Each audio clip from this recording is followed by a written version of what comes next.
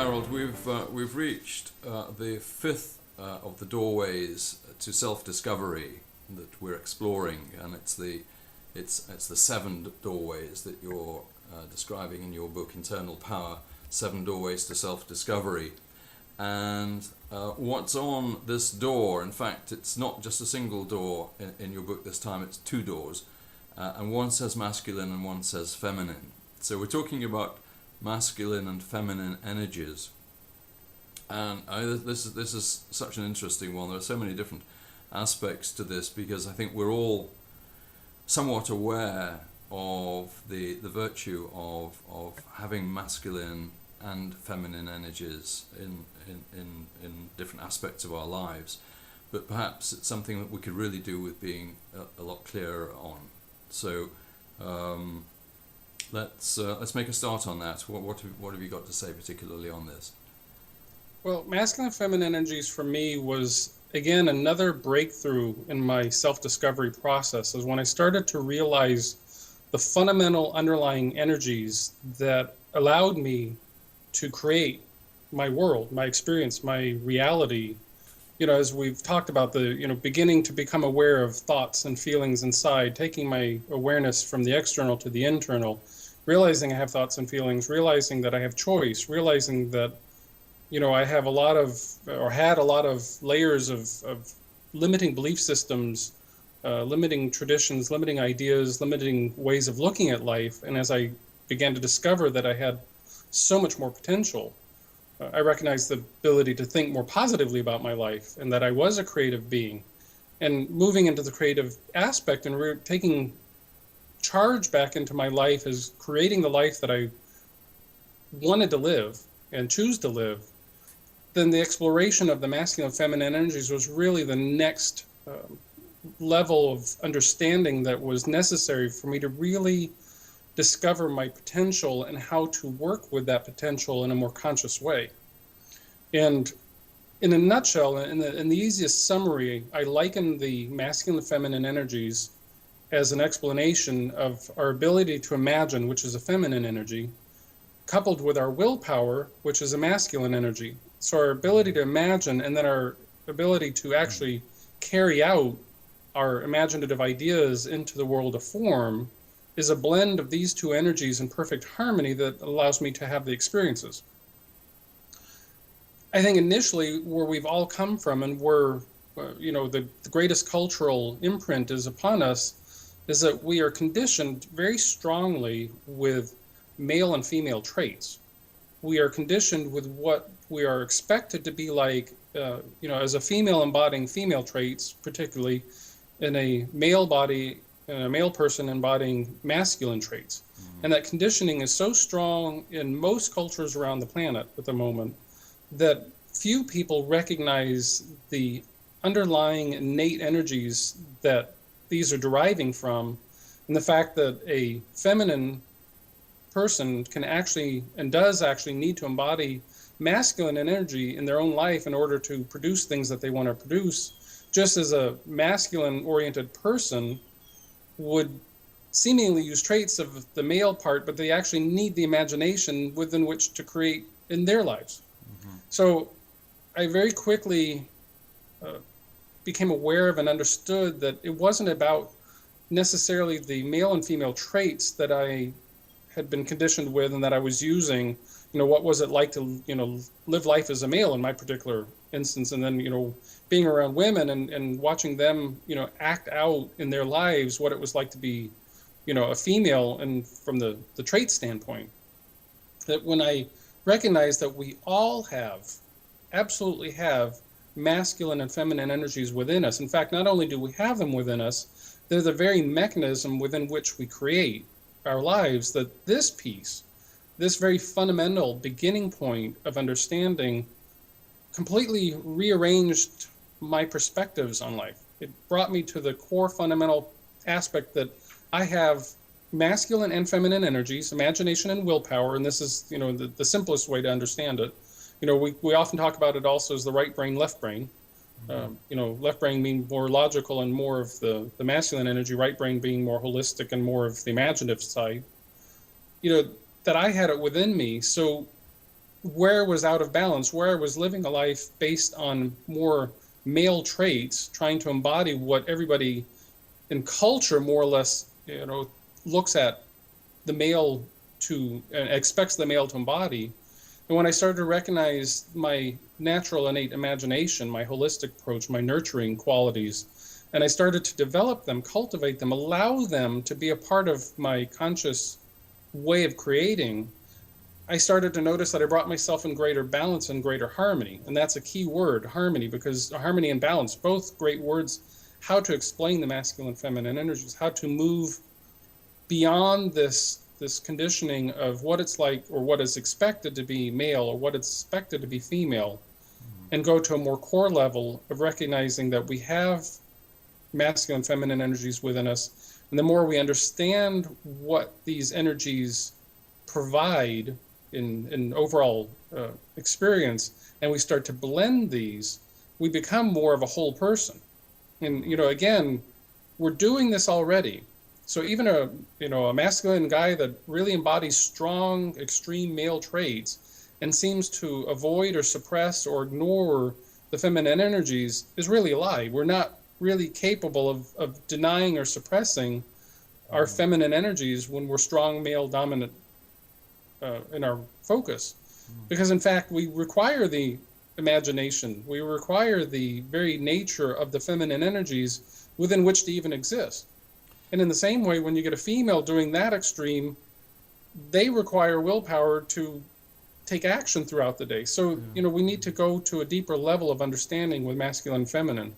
Right. So does this mean that both genders have the same range of masculine qualities and perhaps the same, what should I say, degree of masculine and feminine potential within them? So in that sense, those energies are really quite independent of one's physical gender.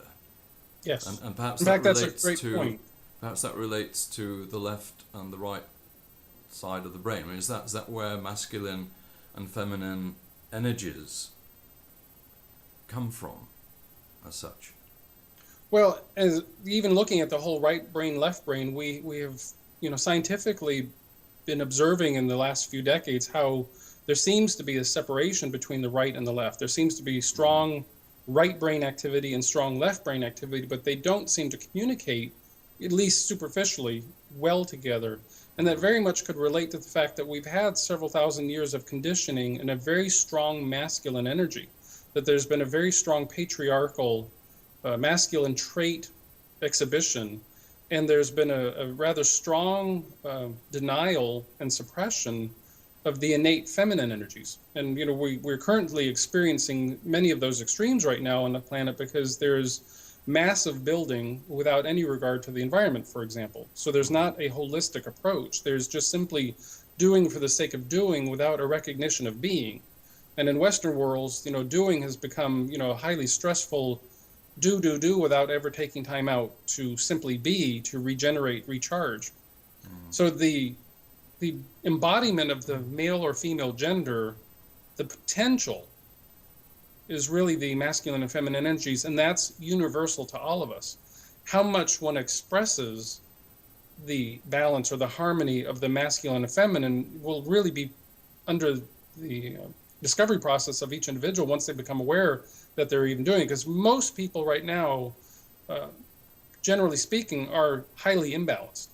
They are really expressing either extraordinarily strong degree of masculine traits, or they're doing the opposite in feminine traits. And it really doesn't even matter at that point. There are men who are embodying quite a bit of feminine energy, somewhat to the denial of their masculine. And there are some women out there that are embodying quite a bit of masculine energy with somewhat of a denial to their feminine energy. So there are all types going on the planet. And what we're trying to explain, clarify, share is that the very ability to create is connected to this whole process of our masculine and feminine energy. Again, in the simplest of terms, our right brain imagination, our left brain will, and the combination that it requires both to make anything happen. As simply as picking up a toothbrush. requires the idea, the imagination of picking up that toothbrush, and then the actual physical doing of picking it up and carrying it out. Of course, we're simplifying it. There's a lot more to that, but we're doing it every moment of every day.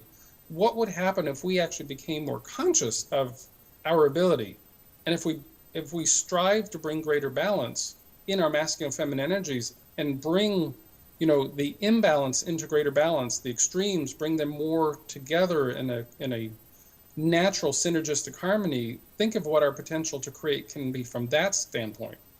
Then we wouldn't have the extremes, that end up in war and destruction, or in the complete complacency and allowance of things to happen.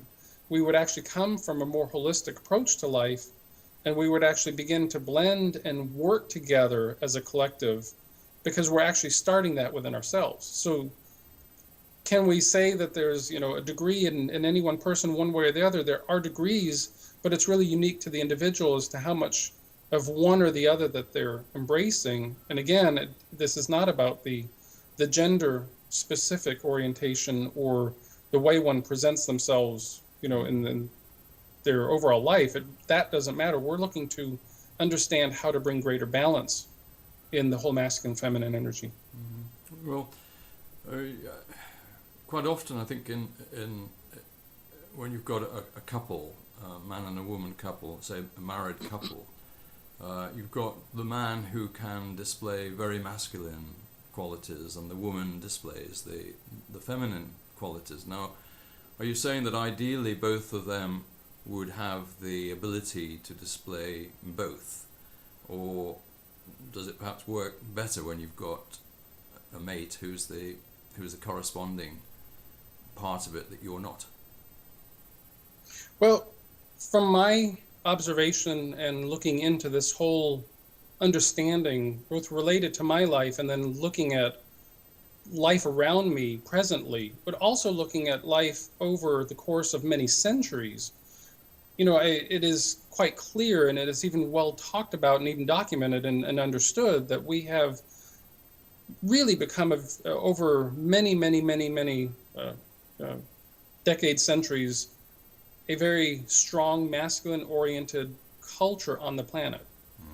So if we were to take this understanding of masculine energies, where the masculine traits are deemed to be the highest and best, the strongest, the most reliable, the most important ones, it would make sense then over strong lengths of time that the feminine energies would have to take a back seat. They would simply be no longer looked at as being worthy and a natural aspect of the individual and the collective approach to creating. So what happens if you would take that understanding that over many centuries, the dominance of the masculine traits, along with the dominance of this masculine energy, the willpower, the many qualities that would be related to that being highly logical, and all of these would be favored. So what would necessarily happen to the feminine energies is they would become more and more distant and further removed from the collective consciousness, individually and collectively. And because there's an imbalance and we need both, then a very strong masculine oriented man would then find and seek externally the balance in the feminine. So they would tend to then find a very feminine female energy within which to couple with, because erroneously, and of course this is not understood, so therefore it wouldn't be understood why they would be seeking, but they're looking to bring balance in their life, but because they look for an external solution, they draw to themselves a highly feminine woman to bring in what they think would be then the balance, to bring greater wholeness to themselves. Simultaneously, a woman that doesn't embrace her masculine energies would feel in many ways very unempowered in this type of construct that we have right now, a very strong masculine oriented culture. And then they would seek protection, they would seek the aspects of willpower, they would seek the doing and the logic, they would look for their balance of masculine energy in an external source. And of course, ultimately, that combination fails. because it's not recognizing the innate qualities within. It's not being sovereign. It's not being whole and complete. So somewhere along, there's going to be tremendous strife and tremendous conflict. And certainly we are at a very interesting juncture universally on the planet, for example, right now, because there's been such strong domination of the masculine energies and very little effort to embody the feminine energies. And so we have a strong imbalance. But the coupling piece that has come about is really coming to a new level of understanding, because women are beginning to embrace more of the masculine energies. And as they do that, interestingly enough, as they begin to realize that they have all these same abilities within themselves, it's giving the masculine energies the ability to somewhat step down from that strong dominating role and actually embrace more of their feminine energies. The coupling aspect, there are going to be all kinds of dynamics, because again, as we've already kind of touched on, not all masculine or not all male gendered men embody extreme masculine energies. There are men that embody, stronger feminine energies, and sure, they're even disliked and looked down upon in society because the overall expectation is the strong masculine dominance. But we also have women in society right now that will embrace more of their masculine energy, and that is often frowned upon because, overall constructs, and we're really talking about, again, that conditioning, because what we're striving to talk about in this series of self-discovery is to move beyond the conditioning and understand the very innate internal power, the very innate power that all of us have. But we have to understand it in relationship from how we've developed over eons of time as individuals and as cultures, and then how to go kind of in a quantum leap into understanding where we started from, which was the balance of masculine and feminine energies, as a way to bring about a stronger, holistic, sovereign collective in ourselves and then, externally. So, at first when we encounter this, it can be a bit confusing because the conditioning and the scripts and the suggestions and the evidence is so overwhelming, tipping the scale, that it's oftentimes even difficult for us as individuals to fully understand what we're talking about when we're going for masculine and feminine energies, because it's such an innate part of us, because of the environment and conditioning, to just think in terms of masculine energy and how to deal with it and how to react, in life in that way externally. But when you start to draw the energy inside and you start to see all this personal potential, that's when the journey gets really fascinating, exciting, and then we can restore our personal power and create from that standpoint in a very different way, bring ourselves out into the world in a much more balanced, harmonious, and to really shift the very nature of this strong dominance one way or the other. So this is where we've had really the battle of the sexes, isn't it? Where the men have been supposedly masculine and the women feminine, and perhaps neither understands the other. Especially men don't understand women. Which in fact it stems again, and I know this sounds like, like overstating it, it's because we don't recognize it within. And it's when we embrace it within. I mean, certainly when I started to recognize a greater balance of, for me, both directions, because I didn't always exemplify the strongest male traits either. I tended to be more towards the center. And to begin to accept more of my masculinity, and then also actually accept more of my feminine energies, that actually has made my life far more balanced, whole, and complete, because it allows me to express and know that I have the willpower to take my imagination, my ideas, and really bring them into form.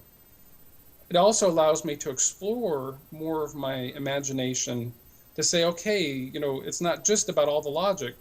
There's more that I can explore. There's more that I can dream, and there's more that I can expand upon. And the more I've been able to bring together each of these energies, the more my path has smoothed out, the more I've discovered joy and beauty in each moment. And the more I've been at peace with myself, more self-accepting, more self-esteem, more self-worth, because I'm no longer trying to be something that I'm not. I'm no longer trying to be one extreme or the other. I'm not trying to suppress one energy and deny another energy. I'm simply embodying my personal power. And so that becomes very different for each individual, and it begins to create a very different way of approaching life, because now we come from a point of power. We're no longer seeking external things to bring balance. We're actually the balance to begin with. Mm-hmm. And that allows us to make very different decisions. It allows us to take on very different adventures in our journey, because we recognize our ability to do these things, and we don't require anyone or anything outside of ourselves to do these things, which then allows us to be more present with all the people around us, because we're not expecting them to fulfill part of our imbalance. So there's this real strong synergistic circle of life, bringing it together, that is quite extraordinary, because we're now coming from a place of power and not a place of unempowerment. You know, we're no longer seeking external things to fulfill us. We're being fulfilled with the fact that we know we're creative beings. Well, you're reminding me of an example from my own life, really, because, and I would say perhaps like yourself, I'm perhaps more oriented towards the center, and I've always felt that there's a virtue in being more balanced between masculine and feminine. And I don't know whether the word would be to be more androgynous, because this is something I'd quite like you to clear up for me, because as I said, that there are sort of degrees of masculine and feminine, and perhaps the ideal would be for us to be able to range over the whole spectrum of masculine and feminine with complete ease. But in my life, having been in hotel and catering management for quite a long time, that was definitely a place for a balance of the two, of the masculine and the feminine, because on the one side you've got the make things happen, which is the actual organization of the hotel or the catering event, whatever it is. And the feminine side is the aspect of looking after people, caring for people, getting all the details right, seeing the whole picture, just creating the right kind of atmosphere. And one of the things that I would tend to do, because I did quite a lot of really quite prestige catering, and I might have had a banquet for several hundred people, where obviously there's a lot of organization getting it all together, but at the end of it, it needs the finesse to create the level of perfection, really, especially, for example, on, if you like, the table layouts, you know, whether the flowers are looking right, whether the glassware is all perfectly shiny and clean, whether the cutlery is positioned perfectly. And I would always pick people who had a more feminine energy about them to go round the whole room to get everything absolutely perfectly right. And that was so crucial to the quality of the catering that I was doing.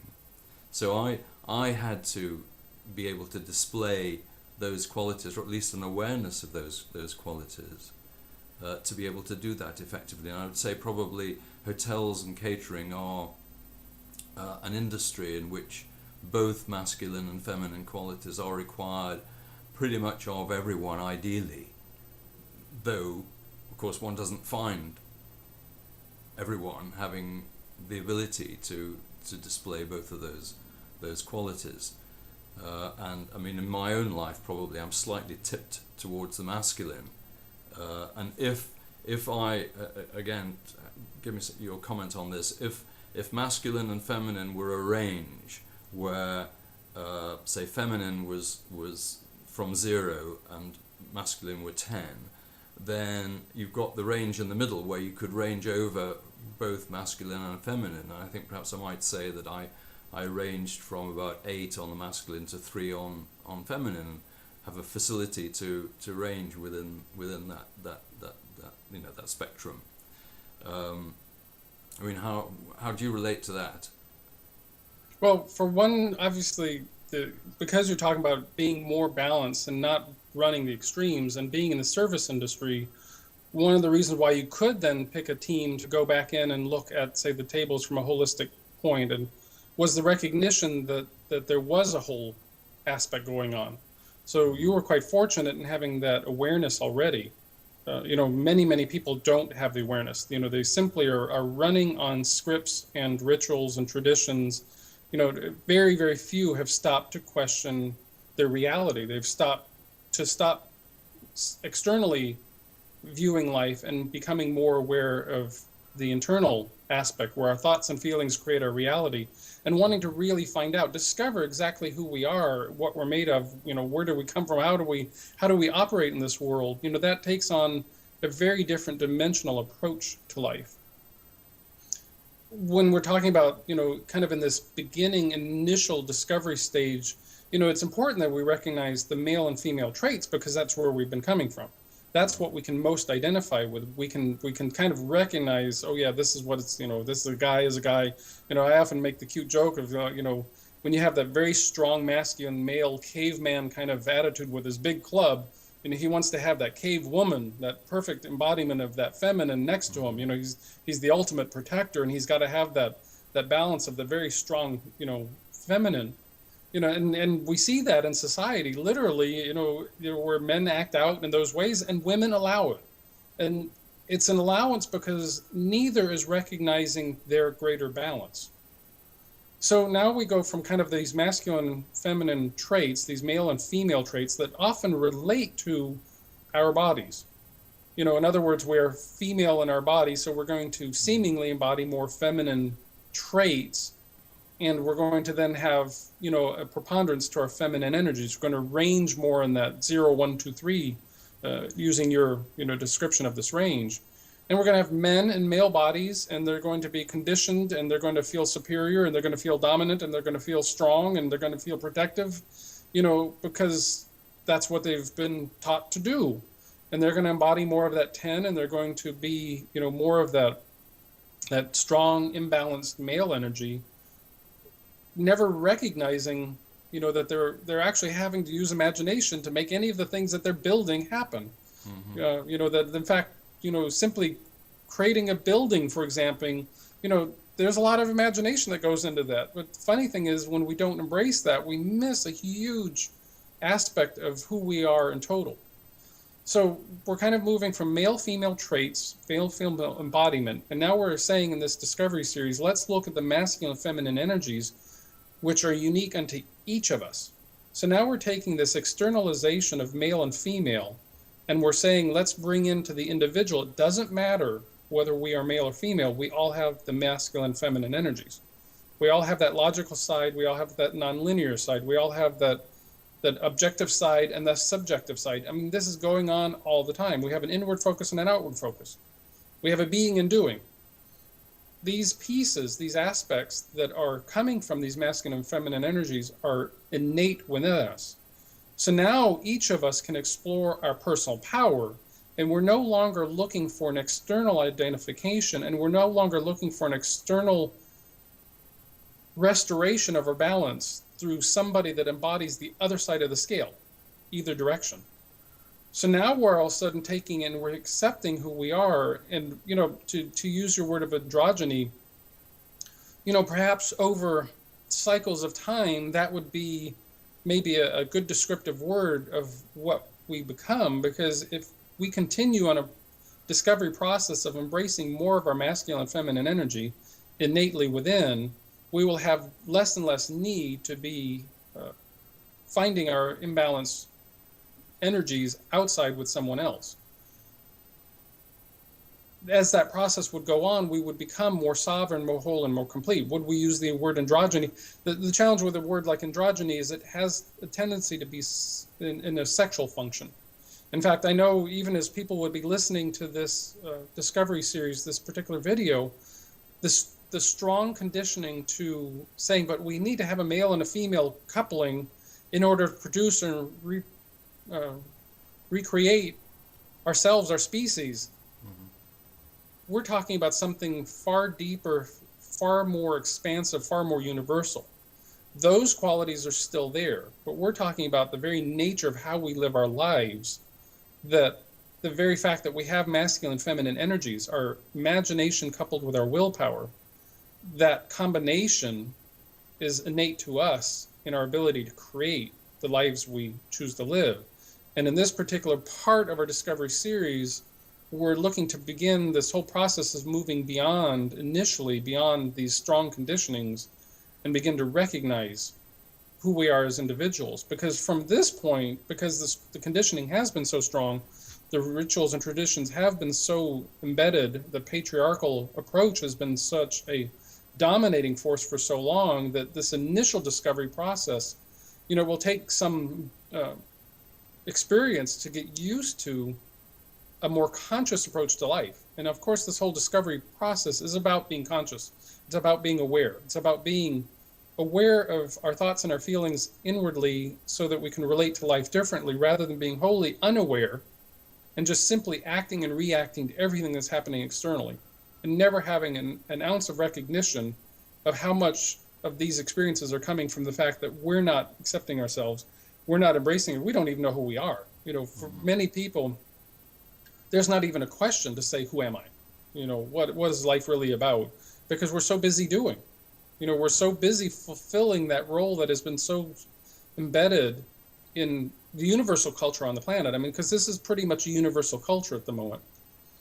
As we move and progress and understand more and more of our masculine and feminine energies, we will become more balanced, more whole and complete as an individual than as, within our family, within our community, and as a society at a whole. In this discovery process, I don't think any of us will really know where that will lead us to, because we've been striving for such strong balance, because nature abhors an imbalance. And funny enough, there has been, you mentioned the clash of the sexes, the kind of, there have been times in our history where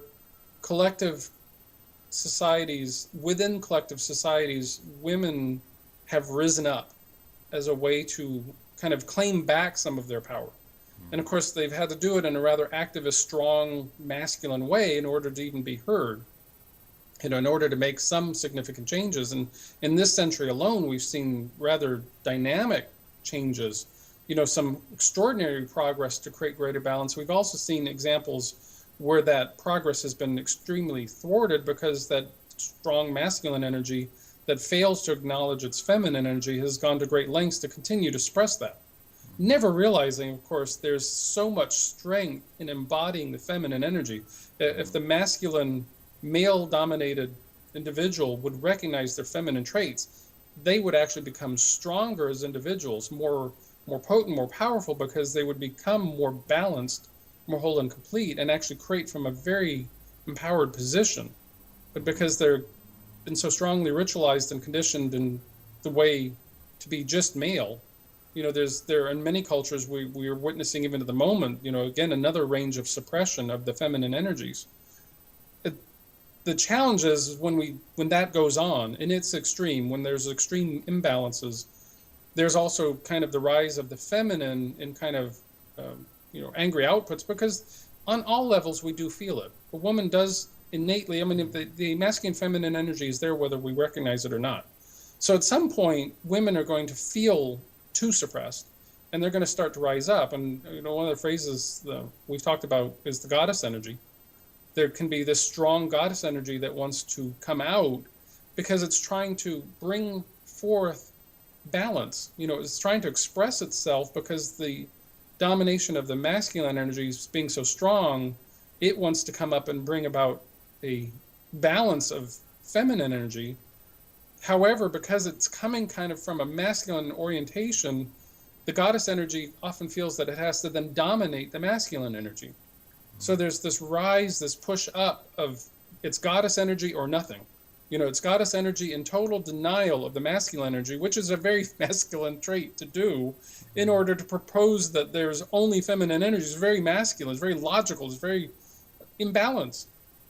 So I don't particularly see, the way I share, and with my audiences, is that the goddess energy needs to rise up to the level of balance, so that the masculine energy can come back into greater balance, so that the two will work in harmony. But there isn't going to be the next level where we do a coup d'etat and we throw out the masculine energy, and for the next 2,000 years we only experience, a strong matriarchal energy of pure feminine, and throw it off into that imbalance. Quite the contrary.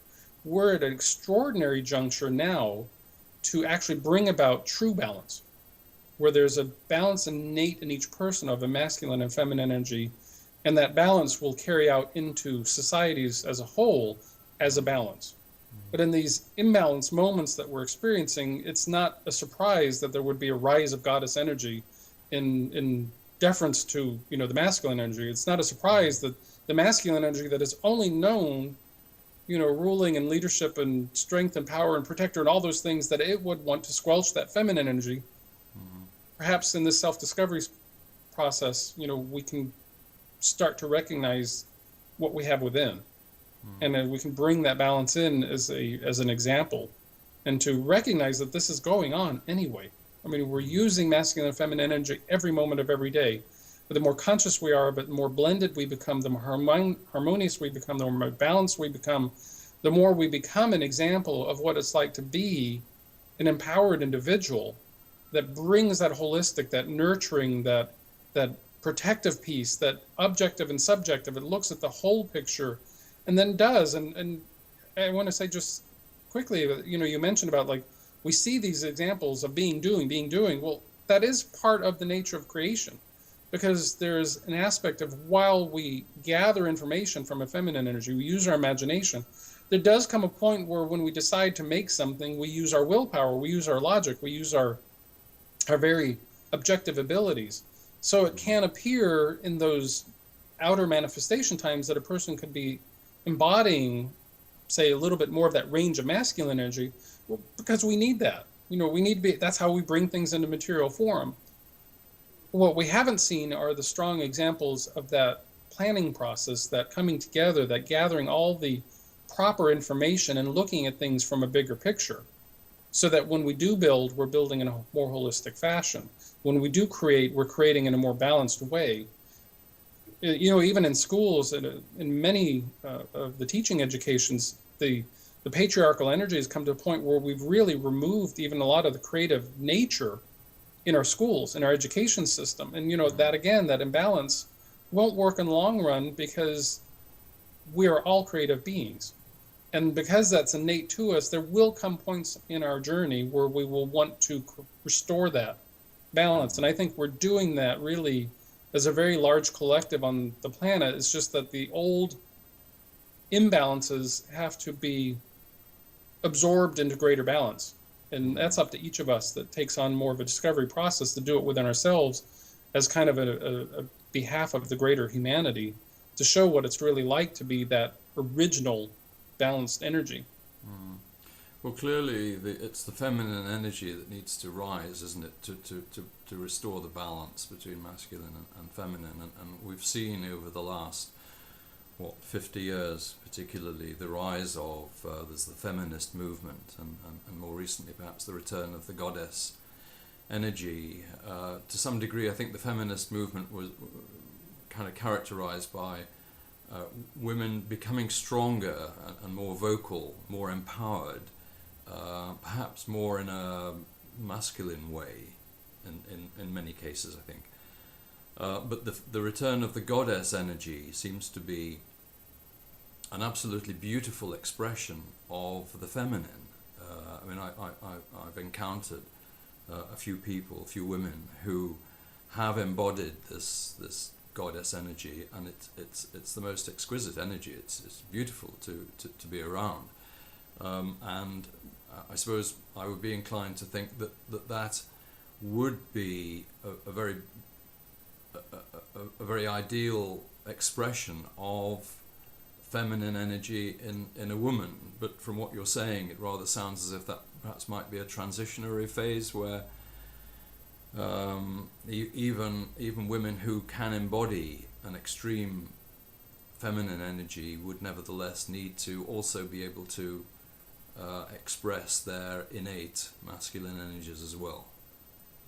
The conditioning that we all have really allowed over, again, eons of time, can be so subtle that the feminine energy that begins to rise and claim more of the feminine energy, in order to do that, to become more embodiment of feminine, we're still striking out on an imbalance. And yet, the subtle energy back of that is saying that a woman is actually embracing more of her personal power, which in fact what she's doing is embracing more of her ability, more of her willpower, more of being able to stand whole and complete. On the surface, it can seem like it's all about the feminine energy, but of course that will not work in the long run because we're still out of balance. Would it be just the rise of the goddess energy?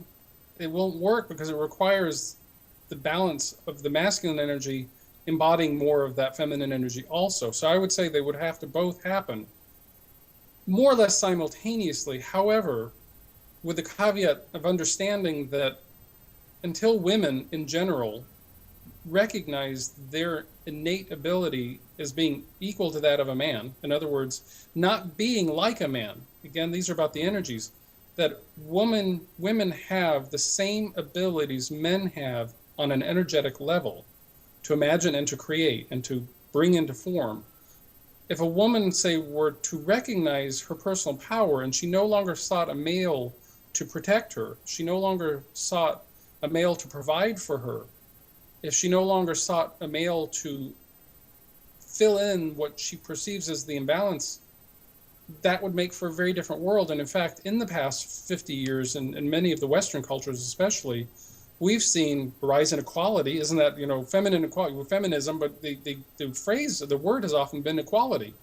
Women are wanting, equal pay for equal work. Well, what's that really saying on a very clear level is we're beginning to recognize that we are all equal, that being male and being female is not about one being dominant and the other one being non-dominant.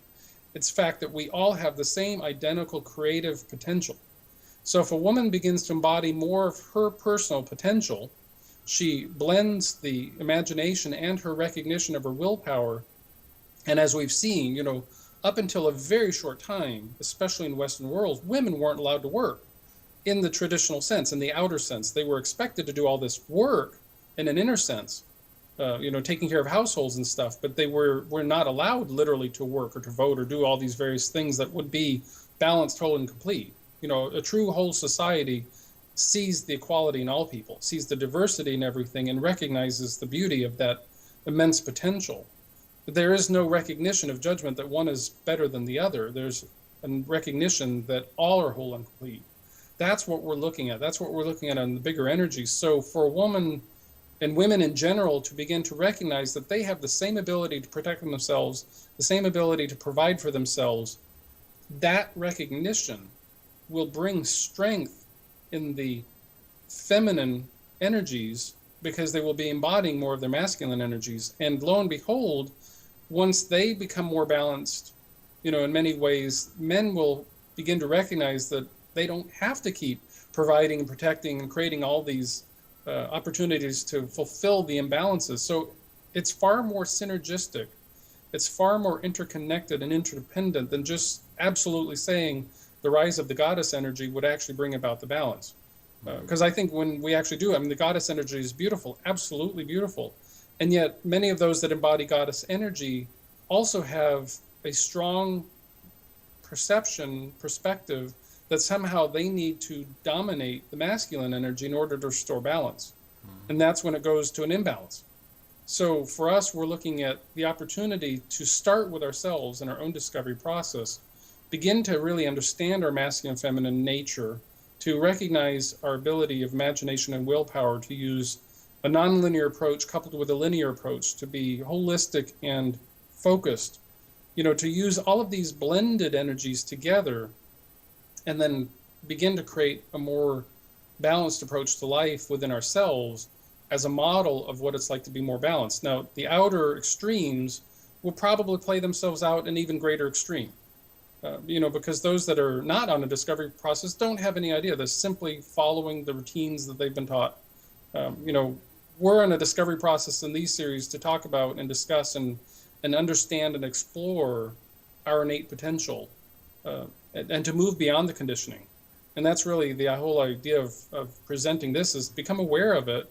And then we will make, our own changes, and we'll begin to embrace more of our own balance. And over time, we'll begin to see that, mirrored in our experiences around us. But what's important is to turn within and find out this for ourselves so that we can be more embodying our own personal power, because where else would it begin? And then that we will find ourselves really, I mean, we'll embody all the masculine energy we need when we need that. We'll embody all the feminine energy when we need that. In fact, they will be going on more simultaneously, because this becomes more of a combined approach to living life. But in essence, we will embody the entire spectrum that you mentioned from 0 to 10, and yet we will mostly create from that middle, because we will be the perfect blend of all of it. In fact, at that point, we won't even look at it on a linear scale, because we'll realize how multidimensional we are, and it will no longer be on a line from 0 to 10. It will be all of it as a collective. Well, I wasn't sure that metaphor of a kind of a spectrum was valid anyway, but you know, I mean, one sees, let's say, talking about men, you see men who do look and behave in a very extreme masculine way. I mean, whether that's desirable or not, I don't know. But the fact is that you know, you can see men who have the physical traits, and to some degree at least the behavior, of being extremely masculine. You know, who may go way up to that 10 level. And I'm not sure whether it could be said that that's actually desirable, or whether at that more extreme level of masculinity there are qualities or behaviors that ideally we should all be able to at least touch upon when needed.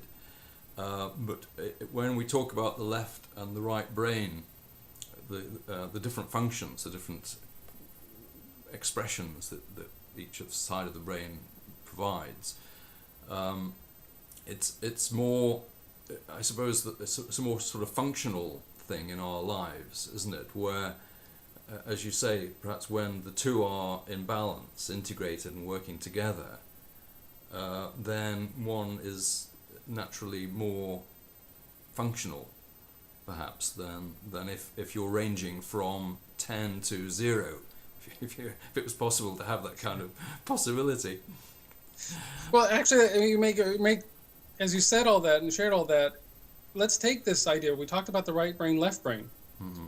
And let's look at our very physical body. The right brain runs the left side of our body, and the left brain runs the right side of our body. Mm-hmm. And yet, when we get down to the body, below the head, below the brain, the whole body functions as one, doesn't it? I mean, you need both parts in order to move about.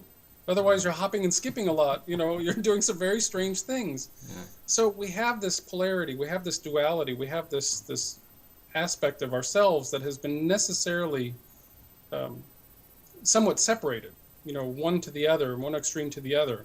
But so we use this right-left brain. Well, one of the things that happens is when we begin to embrace our masculine and feminine energies, we begin to blend our right and left brain in a more holistic fashion. In other words, the synapses start firing back and forth because we're using more of the other side. We're using more of the non-dominant side that has somewhat atrophied for people. And, you know, and again, I don't want to limit it to just say a man does it this way and a woman does it that way, because that's not true. In fact, in my own personal life, it took me many years, but I think because of my understanding of masculine and feminine energies, understanding these qualities and traits, you know, and I put a little list in my book, you know, of some examples of that. But one of the fascinating fundamentals that, because I've been aware of masculine and feminine energies, I always saw my father being, you know, military, ex-military, as being much more masculine, you know, doing all those protective things and all the providing things. And my mother really embodied more of the matriarchal motherly energies. And so I always just saw, you know, those two playing out, the strong masculine energy, the strong feminine energy, traits, I should say. They're really embodying more of a singular trait, being more feminine or being more masculine. And yet, ironically, as I've looked back over my life under this understanding of masculine and feminine energies, lo and behold, it became really clear to me that my father was the one that did the nurturing.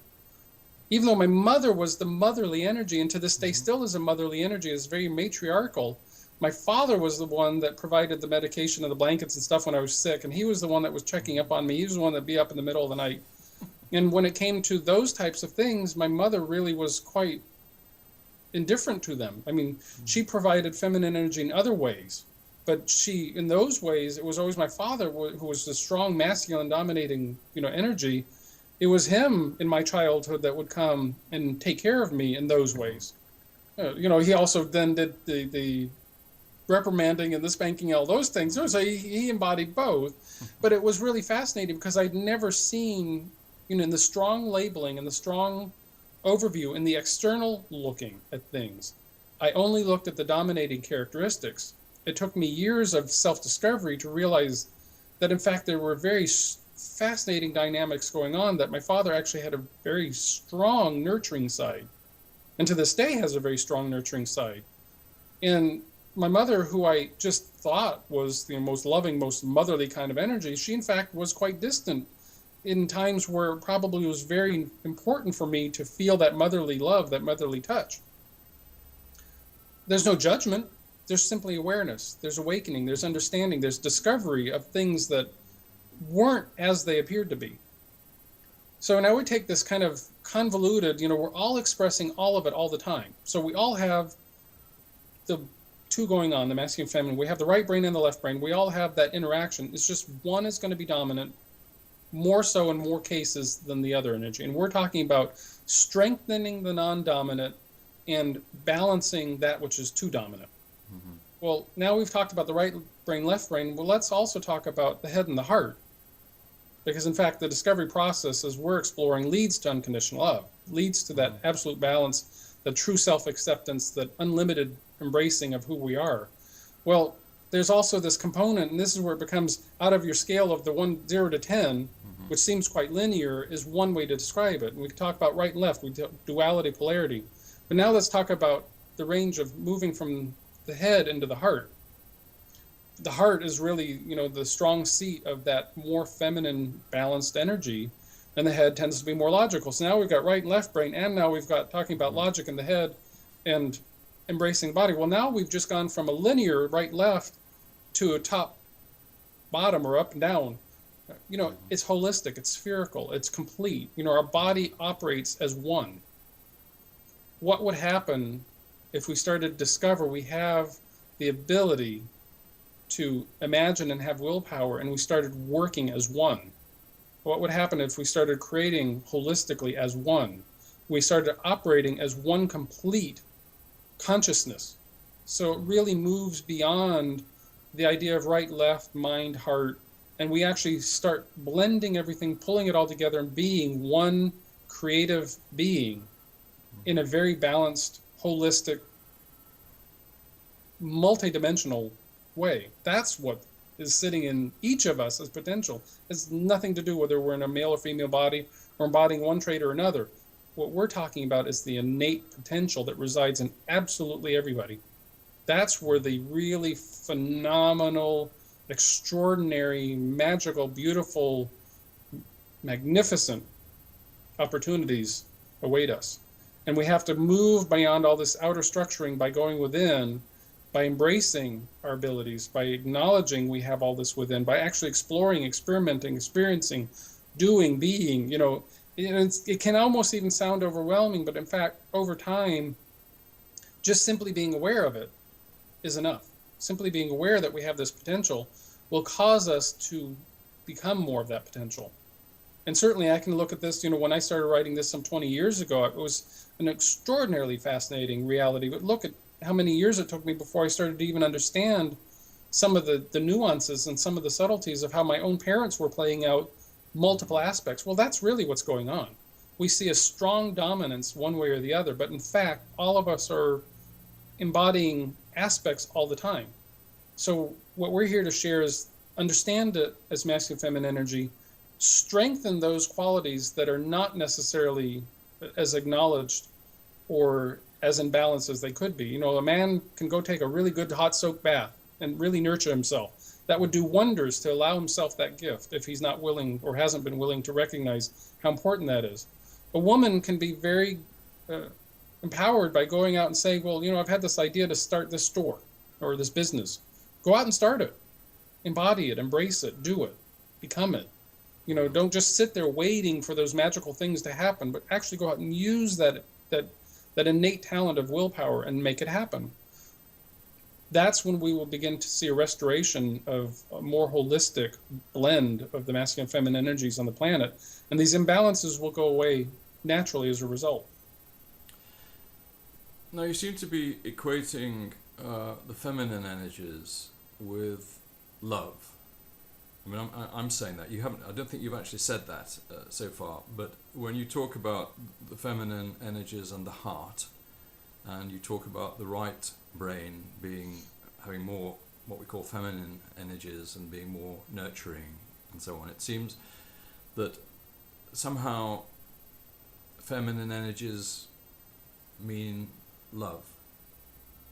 I mean, is that right or not? In our overall expression, our understanding of love has been quite limited.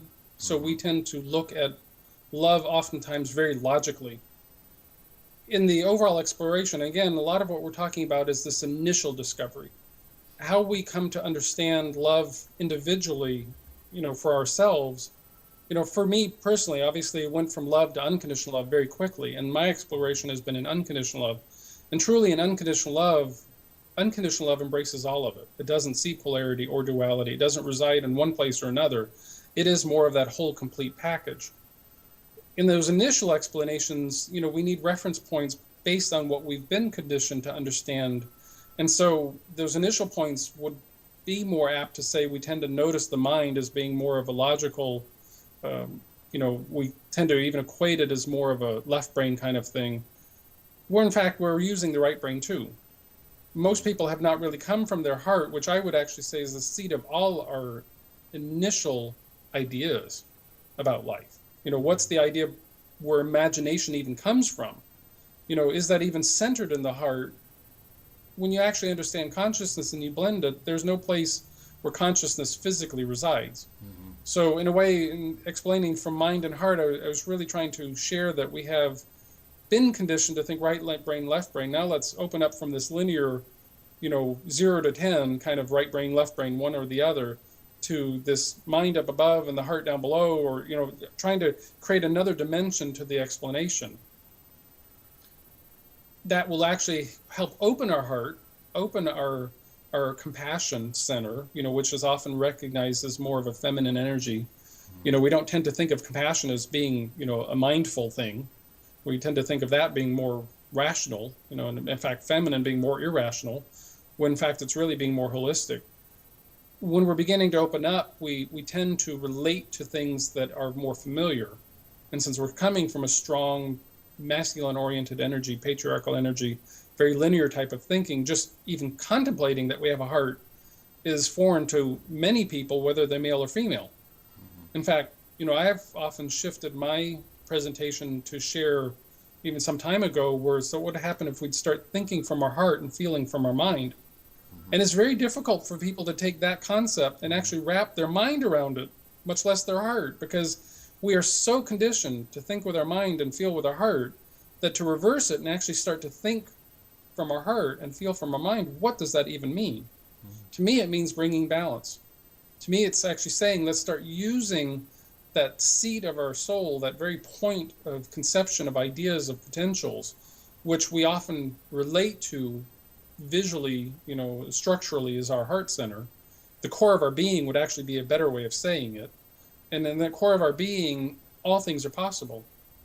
And if we started to feel and use our mind with more of that, say, right brain, and we'd start being holistic and more compassionate in our mind, and we would start taking these initial ideas and embodying a perfect blend of nurturing while doing.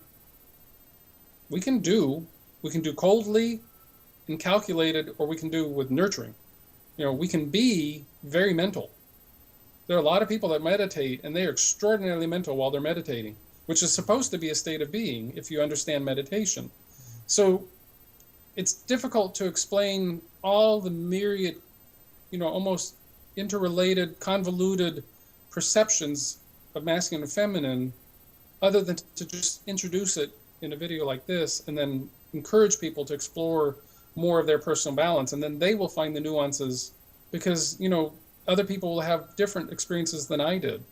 But by becoming aware of it, we'll become more aware of our personal power, and therein lies the reason for exploring this, is to recognize our own personal power. In fact, our next video in this series, the next doorway, is about the inner child, the child within, and actually exploring that particular piece of how much of this suggestion, all these conditionings and everything, start in our childhood, and in ways that we would never recognize. I mean, as a 2-year-old child, would I have had any conscious awareness of the fact that it was my father who was more nurturing in those stages more often than it was my mother? And yet there's conditioning going on. And yet the overall structure of conditioning was more masculine domination, feminine domination, male traits domination, female traits domination, that I just because that's the way rest of society is operated. So I'm going to assume that my parents were playing out what society is playing out. But in fact, through self-discovery, I found out quite a different story and quite a different way of understanding. And it has allowed me to actually embrace more of my nurturing side and recognize, well, my father, very masculine, was actually able to do quite a bit of nurturing. And so I've learned to embrace more of my nurturing ability. I've also recognized the power of the masculine energy that I didn't always recognize, because I tended to send more in the overall balance, and I didn't always use all of my masculine energy in the ways that I probably could have. So that it's going to be unique to each person. That's the joy of the journey, is to explore, to find out, because in fact it becomes so much more rich and fulfilling and interesting to just find out what we're capable of and what we've done to get here. And since we've gotten here, what are we going to do, and how can we go to live life in new and fresh ways rather than following dull habit routine, to actually explore in a very universally, interdimensionally, unlimited way of creating life that is whole and complete, that is for the benefit of all, because it benefits us, it benefits all, and vice versa, and it's a completely different way of approaching life. So we can discover within us that we have potentially a greater balance between masculine and feminine energies, and perhaps Cultivate more of each of those energies, whether we are male or female, and also, I suppose, the use of the right and left brains as well, and blending them together, acknowledging our creative nature, and exploring whatever that means to us. And if we are very creative in nature, because we see a lot of artists, for example, that have very difficult time living in life because they don't acknowledge their logical side, it's very difficult for them to blend. We're talking about blending. We're talking about bringing it together. We're talking about pulling them all together as a whole, using all of our resources. What's the phrase that we use? 5% of our brain capacity. Well, what's going on with the other 95%? Extraordinary potential, unbelievable. If we can create what we've created with 5% of our brain capacity on this planet, one can't even contemplate or fathom what we're capable of if we're using a full 100%. Because that 100% comes from that blending. It comes from bringing the two together, working all of these energies and strengthening, cultivating that which we feel we don't fully embody. We can cultivate that. We can do things more specifically, and if we're doing too much, we can be more specifically. And that's what we're looking at, is taking these different traits, these different qualities of masculine and feminine energies, and strengthening them in more of a whole, complete, balanced, harmonious fashion. Well, do we need to become aware of what the different right brain and left brain qualities or attributes are? I know that in your book you list them, don't you, side by side to compare them, so that with masculine you have, and that's left brain, isn't it? Willpower, instinct, linear reasoning, analytical, protectiveness, objective, dynamically creating, intellectual, spontaneous, rational, focused, singular, outward focus, and doing. Sounds like society on the planet right now, doesn't it? Yeah. And then you've got the feminine. You say generally the right brain, imagination, intuition, non-linear reasoning, holistic, nurturing or being nurtured, subjective, gathering, heart, balance, feeling, simultaneous, multidimensional, inward focus, and being. So they're all good qualities for us to have in our awareness. And in that particular list, that's just a short list, to give people an idea. They do sit side by side, and you can actually then, if we recognize, say, for example, our heart, but we don't necessarily embrace the fact that we have wisdom or intellect, then that would be where we'd want to strengthen. Or if we are very intellectual and we see that the corresponding feminine energy would be heart, then it would be helpful if we would to open our heart and become more compassionate and more accepting and more of the qualities we would come think of related to the heart. If we find ourselves being all the time and not doing, then we wouldn't want to do a little bit more, so that we could bring greater balance. If we find ourselves constantly doing, which is, more typically what's been happening on the planet because there's more of the survival, energy, then we would want to take time out and be, simply just be, whatever that would mean for us. And that's how we begin to come into greater balance, is take these two aspects, compare them, say, well, which one fits me? Am I being more inward focused? Am I being more outward focused? How can I blend it? How can I take more? If I've been told, this is where I was, totally outward focused, I started to find that it was extraordinarily important to become inward focused. Well, I certainly did that for quite a while, probably to create a balance from my outer focus for so long. However, there did come a point where I realized I needed to move beyond the soul inner focus and constantly and begin to blend my experience by being aware of myself in relationship to life around me. I couldn't just hide within myself and just kind of explore all of my inner self, because I was no longer relating to the world. So then I started to realize, well, now it's about blending. Now it's about strengthening and bringing balance of being aware of my thoughts and feelings in relationship to life. And that's where there's a greater holistic, connected approach to life. We're actually part of life then. We're not, as I often say, we're not just reacting to life. We actually are part of life itself. And that's the creative nature in us. That's where we all come from. That's where we all have the same identical potential, is we all have the same creative attributes necessary to create. And it's, fortunate or unfortunate that we've spent the last, couple of millennia creating a very strong imbalance. It doesn't matter why or how we got here, it's what has happened. Now is an opportunity for us to come from a more blended, balanced, harmonious position, because we're now aware of it. And perhaps that was its purpose, to have such strong contrast, to recognize that we couldn't go again in the other direction and become a purely feminine energy as a response to that strong masculine energy, that in fact the true creative process was in the perfect balance of both. And in the strong contrast, we recognize what hasn't been working. In fact, we're very deep right now in the understanding what doesn't work, because we're not coming from a balanced approach. And so we're beginning to embrace more of our feminine nature. And as we embrace more of that, we're also embracing more of our masculine nature. And I mean, it's somewhat paradoxical, because we're already both, and we need both, and we're using both all the time. It's just to the level of consciousness we have in relationship to it. And then that's the discovery process.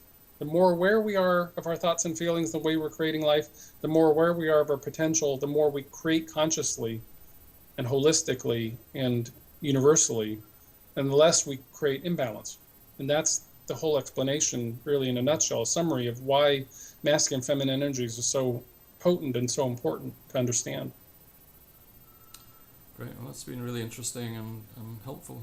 Thank you very much. So next time we meet our inner child, do we? Yes. The beginning of a whole new relationship in our life. Absolutely. Yeah. Great. Okay. Thanks very much, Harold. Pleasure. Thank you.